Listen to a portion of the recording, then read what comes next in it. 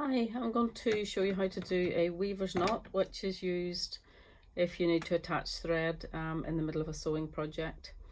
And for example, on these signatures, where I've got my kettle stitch at each end and the French weave in the middle.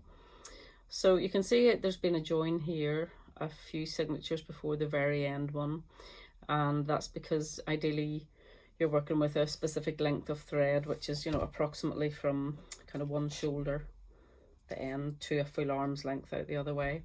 Any longer just gets really tricky to manage. So for the purposes of this, I'm going to pretend that this is attached to a book and it's red thread, and the new thread is going to be black, just to make it easy to see what we're doing here. So I've come to that. That's kind of getting very short. You wouldn't want it any shorter than that. So ideally, maybe even a couple of inches longer before you really run out, and you want to attach it at an appropriate point, usually along one of these stitches on the spine if you can, because it'll be glued in and cased in, and then it won't be seen anyway. It's not something you need on anything like a pamphlet stitch booklet, because they don't need a lot of thread really, so it would be a kind of crazy size if you did. Could be interesting. So my new thread then is black. I'm just going to prop this up as a backdrop so you can see a bit better what I'm doing, and I'll just move that camera lens down a little bit as well. Okay, so new thread, I'm going to make a loop.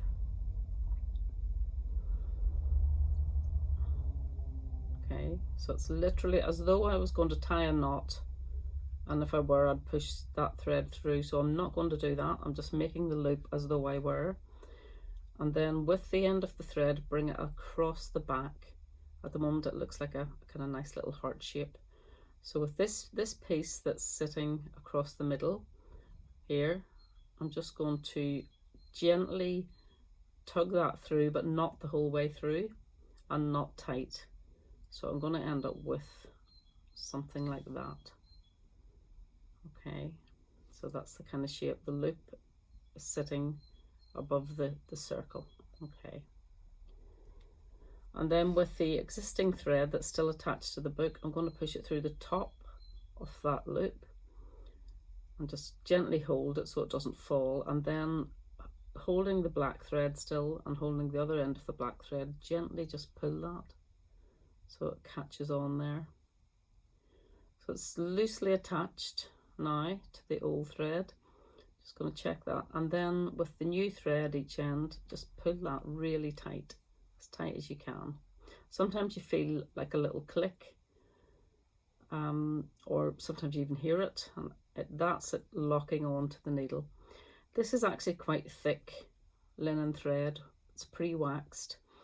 Thinner thread's a little bit easier to work with. So if you can manage to tighten that on, just double check here. If it's moving up or down that black thread, the new thread, it's not tight enough. So this, I'll try not to confuse you, this bit will still be attached to the book because that's where I've been sewing from. So I want to remove my needle and the other end part. So I'm just going to trim that to about 1 centimetre from the knot. Okay, and then I can remove that from my thread. Sorry, remove the thread from my needle, and then carry on and attach the new thread at the other end to the required length and carry on sewing.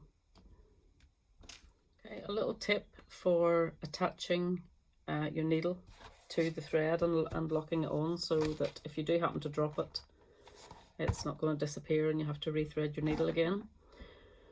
So I've got my fresh piece of thread and my unwieldy prop, and I'm just going to thread that through the eye of the needle as usual. Okay, so put it out just kind of about 1 inch or 2, and then I'm going to flatten part of it. So I'll take my existing needle and just press it on the flat and just push down.